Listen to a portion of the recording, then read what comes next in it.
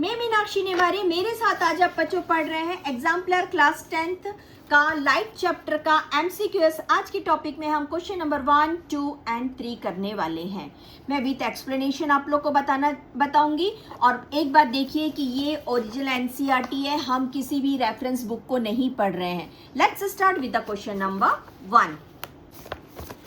Which of the following can make a parallel beam of light when light from a point source is incident on it? Concave mirror as well as convex mirror as well as concave mirror, two plane mirrors placed at 90 degree to each other, concave mirror as well as concave lens। बच्चों solution इसका 1A रहेगा। ए solution किस लिए रहेगा, आप देखिए क्या कह रहा है, कॉनकेव मिरर। ये एक कॉनकेव मिरर है।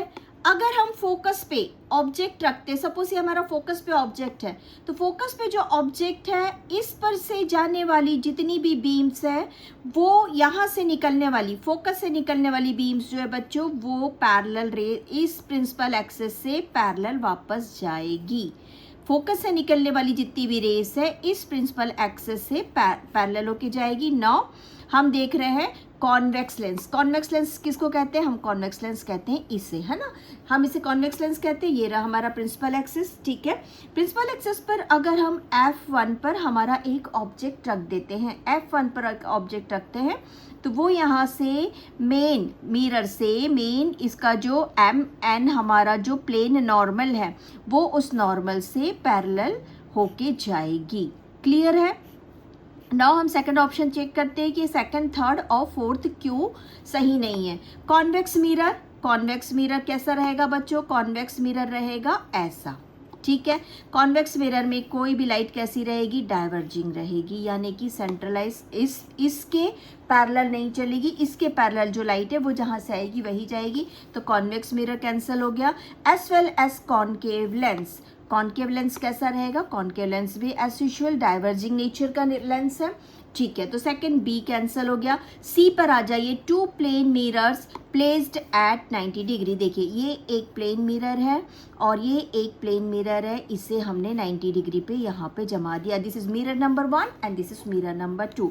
यहाँ से जो लाइट इस पर जाएगी वो रिफ्लेक्ट हो जाएगी और रिफ्लेक्ट होकर फिर पास होगी, बट यहाँ पर जो रिफ्लेक्शन का प्रोसेस रहेगा बच्चों वो not the parallel to principal axis रहेगा, क्योंकि अगर आपने ऑब्जेक्ट यहाँ पे रखा है तो वो उसके प्रिंसिपल एक्सिस के पैरेलल पे नहीं जाएगा, ठीक है।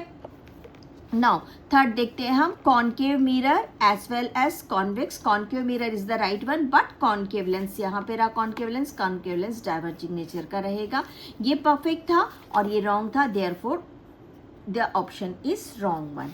चलिए इसका हम रीजन के साथ में नोट्स के साथ बनाते हैं, आप लोग नोट्स बनाते जाइए please. Now concave mirror as well as convex mirror is the correct answer for the A. When a point source of light is placed at the principal focus, जब हम प्रिंसिपल फोकस पर किसी object को रखते हैं तो इससे आने वाली जो लाइट है the reflected rays emerges parallel to the principal axis, ठीक है। चलिए second, concave lens, when light beam a point source passes through the principal focus of a convex lens, that reflected ray emerges parallel to the principal। यहाँ से निकलने वाली सारी जो है वो इस प्रिंसिपल एक्सिस से पैरेलल होके जाएगी, इस प्रिंसिपल एक्सिस के पैरेलल होके जाएगी। Question number 2, a 10 mm long owl pin is placed vertically in front of concave mirror. A 5 mm long image of the owl pin is formed at 30 cm in front of the mirror. The focal length of the mirror is -30 cm, -2 cm, -40 cm and -60 cm। First of all बच्चों हम notice ये करेंगे कि हमारा image बन कहाँ पे रहा है। देखिए हम हमेशा से पढ़ते आए हैं एक्स और वाई एक्सिस, है ना, एक्स और वाई एक्सिस। अगर इस मिरर के इस साइड में इमेज है और इस साइड में ऑब्जेक्ट है और इस साइड में फोकल लेंथ है तो हम उसे कैसे लेना है, हमको ऑब्जेक्ट को नहीं बट इमेज और फोकल लेंथ को हमको दोनों को माइनस में ही लेना है। तो चलिए अब हम इसको सॉल्व करते हैं। देखिए मैंने आप लोगों को इसको एक पूरे सेटअप में बताया है। पहला क्या है बच्चों, हाइट ऑफ द ऑब्जेक्ट हमको लिखना है। दूसरा क्या है, आप लोग इसे नंबर्स डाल के सॉल्व करने का चालू करिए। मैं अपने प्रीवियस कुछ क्वेश्चन एपिसोड्स में बच्चों को मैथड्स ऐसे बताती हूँ आप लोग इसे जब नंबर डाल के करना चलेंगे ना, चालू करेंगे, तो आपको समझ में आ जाएगा कि हमसे क्या चीज़ छूट रहा है और क्या चीज़ हमारे पास है। इसे 4th स्टेप रखिए, इसे 5th स्टेप रखिए, इसे 6th स्टेप रखिए। ठीक है, फर्स्ट ऑफ ऑल आप देखिए आपके पास में हाइट ऑफ द ऑब्जेक्ट क्या दिया। आपके पास में हाइट ऑफ द ऑब्जेक्ट है बच्चों 10 मिलीमीटर। क्योंकि हमारे पास आंसर यहाँ पे सेंटीमीटर में है, तो आइए हम इसको कन्वर्ट कर लेते हैं। हमारा यूनिट क्या है, 1 centimetre equals to 10 millimetre, therefore 10 millimetre equals to 1 centimetre. ठीक है, यहाँ पर हमारे पास में इमेज क्या दिया, 5 मिलीमीटर दिया है बच्चों, है ना। तो इमेज को हम लिख लेते हैं 5 millimetre, therefore 5 millimetre equals to 0.5 centimetre. हमने दोनों को सेंटीमीटर में कन्वर्ट कर लिया। नाउ साथ में देखिए यहाँ पर जो हमारे पास में इमेज बन रहा है वो कैसा मिलेगा, बन रहा है बच्चों, ये हमारा मिरर है और मिरर के इस डायरेक्शन में बन रहा है, यानी कि कैसा बनेगा, ये in the front of concave mirror बन रहा है, तो उसको हमको माइनस साइन में लेना है और इन्वर्टेड बनेगा, है ना, हमको मालूम है, तो हमने उसे लिख लिया। नाउ इमेज डिस्टेंस कितना दिया, इमेज डिस्टेंस हमारे पास में 30 सेंटीमीटर दिया है, तो उसे आप लोग लिख लीजिए -30 सेंटीमीटर। और एक चीज़ देखिए, क्योंकि ये जो इमेज है लेफ्ट साइड में बन रहा है, तो इसको भी हम ले लेते हैं -0 millimetre and 0.5 centimetre and -30 centimetre. हमने दोनों को ही माइनस में लिया। ठीक है, नाउ इमेज डिस्टेंस हो गया। टू फाइंड मैग्निफिकेशन, मैग्निफिकेशन का फॉर्मूला हमारे पास क्या था, height of image upon height of object. हमारे पास हाइट ऑफ इमेज यहाँ पर 0.5 सेंटीमीटर है यहाँ पे, और हाइट ऑफ ऑब्जेक्ट जो है वो हमारे पास में इस वक्त यहाँ पे 1 सेंटीमीटर है। तो ये हमको कितना मिल गया बच्चों, एम का कैलकुलेशन कितना मिल रहा है, हमको मिल रहा है -0.5 सेंटीमीटर। ये हमको एम की वैल्यू मिल गई। एम के रिगार्डिंग में to find the object distance की वैल्यू क्या थी बच्चों, मैंने ये बताया था आप लोगों को पढ़ाने के समय में, -v/u equals to H1 upon HI/HO। यही था ना हमारा फॉर्मूला। H इस साइड था या ये इस साइड था, बात तो यही है, पर -v की वैल्यू है और यहाँ पर हमको m की वैल्यू मिल चुकी है। तो आ जाइए, m की वैल्यू हम लिख रहे हैं -0.5 सेंटीमीटर इक्वल्स टू, v की वैल्यू हमारे पास में क्या है बच्चों, v की वैल्यू यहाँ पर हमारे पास में दिया हुआ डिस्टेंस -30 सेंटीमीटर अपॉन यहाँ पे u की वैल्यू।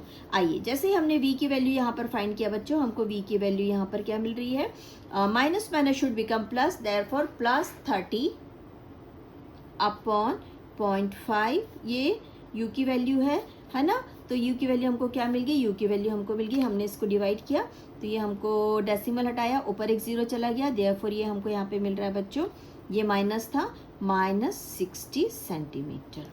ये वाला माइनस था ना, ये यहाँ पे -60 सेंटीमीटर हो गया ना। हमको फोकल लेंथ का फॉर्मूला लिखना है। हमारे पास तो फोकल लेंथ का फॉर्मूला क्या है बच्चों, हमारे पास फोकल लेंथ का फॉर्मूला है 1/f equals to 1/v plus 1/u, है ना। चलिए, 1/f इक्वल्स टू, v की वैल्यू है बच्चों 1/-30 और u की वैल्यू है 1/-60।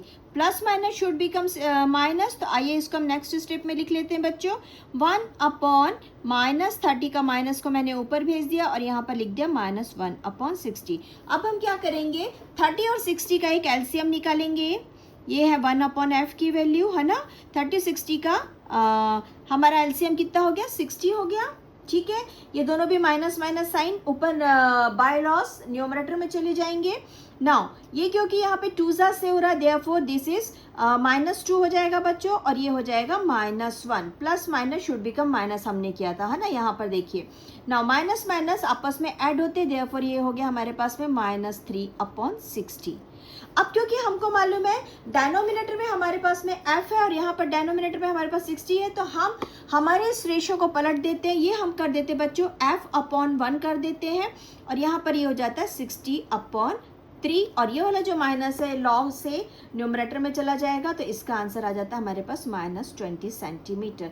यानी कि हमारे इस क्वेश्चन का आंसर क्या है, हमारे इस क्वेश्चन का आंसर है -20 सेंटीमीटर। तो write down b equals to -20 centimeter. चलिए हम करते हैं question number 3। Question number 3, under which of the following condition a concave mirror can form an image larger? Look it here, larger और concave mirror, हमने दो चीजों को नोटिस कर लिया, ठीक है, देन द एक्चुअल ऑब्जेक्ट। ठीक, फर्स्ट कह रहा है when the object is kept at a distance equal to the radius of the curvature. ठीक है, when the object is kept, radius क्या है बच्चों? लुक इट हियर, रेडियस उसे कहते हैं जो पूरा एक कंप्लीट सर्कल का सेंट्रल पार्ट से लेके उसके सर्कमफेरेंसेस तक का डिस्टेंस रहता। और इस वक्त रेडियस का ये मेन पॉइंट क्या है? मेन पॉइंट है हमारा सेंटर ऑफ कर्वेचर। रेडियस कहाँ से कहाँ काउंट होगा? सी से लेके पी तक के डिस्टेंस में काउंट होगा। यानी कि अगर सेंटर ऑफ कर्वेचर पे ऑब्जेक्ट है, लुक एट हियर, अगर सेंटर ऑफ कर्वेचर पे ऑब्जेक्ट है तो नेचुरली दो रेज से डायग्राम बने, इमेज बनेगा। पहली रेज जो जाएगी वो पैरेलल टू प्रिंसिपल एक्सिस जाएगी और फोकस पे आके मिलेगी, ठीक है, और जाके फिर आगे की तरफ बढ़ेगी। ओके, दूसरी रेज जो है बच्चों वो वापस से फोकस से आएगी और आगे बढ़ेगी, यानी कि ये सिमिलर साइज का डायग्राम बनाएगी, इमेज बनाएगी। सेकंड पॉइंट क्या कह रहा है हमसे? सेकंड पॉइंट कह रहा है when object is kept at a distance less than its focal length, अगर फोकल लेंथ के पास में हमारा कोई ऑब्जेक्ट है तो फर्स्ट रेज कैसी जाएगी बच्चों? फर्स्ट रेज जाएगी पैरेलल और रिटर्न होगी, कहाँ से रिटर्न होगी? वो रिटर्न होनी है यहाँ से कहते हैं पोल से। अगर ऑब्जेक्ट फोकस और पोल के बीच में बच्चों तो जो इमेज है वो एक्स्ट्रा लार्ज और इन्फिनिटी में बनेगी। याद करिए ये हमारा 6th वाला ऑप्शन था, लुक इट हियर, ये था हमारा 6th ऑप्शन कि फोकस और पोल के बीच में अगर हमारा ऑब्जेक्ट है तो उसकी जो डायग्राम इमेजेस बनेगा वो इन्फिनिटी पे जाके बनेगा।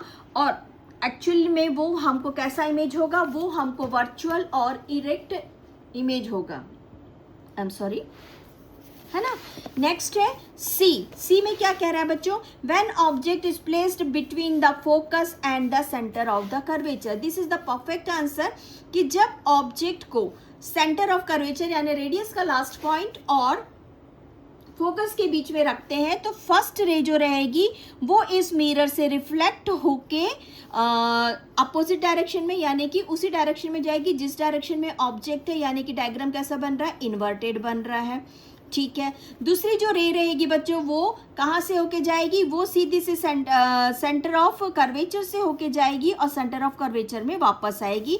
और जहाँ की जिस जगह पर ये दोनों रेस आपस में मिलेगी, ट्रांसवर्सल एक दूसरे को काटेगी, वहां पर एक इमेज बनेगा और वो एक्स्ट्रा लार्ज होगा। तो हमारा आंसर क्या सही होना चाहिए इस वक्त? आंसर हमारा सी सही होना चाहिए। और हम एक बार डी को फिर देख लेते हैं। डी में क्या कह रहा हमसे? When object is kept at a distance greater than its radius of curvature.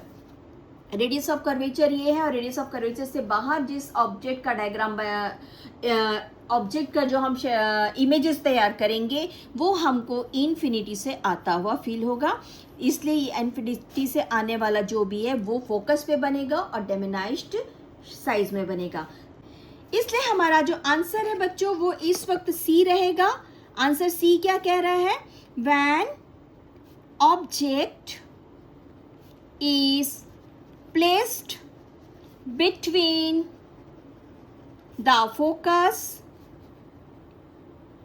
and the center of curvature। आज के लिए हमारा 3 क्वेश्चन है बच्चों, है ना। So have a nice day. हम नेक्स्ट पार्ट में फिर से 3 क्वेश्चन करेंगे और एग्जाम्पलर के कहेंगे। एग्जाम्पलर का ये था 3rd क्वेश्चन, एग्जाम्पलर का 2nd क्वेश्चन और एग्जाम्पलर का 1st क्वेश्चन। तीनों भी आज हमने MCQs किए हैं। Have a nice day.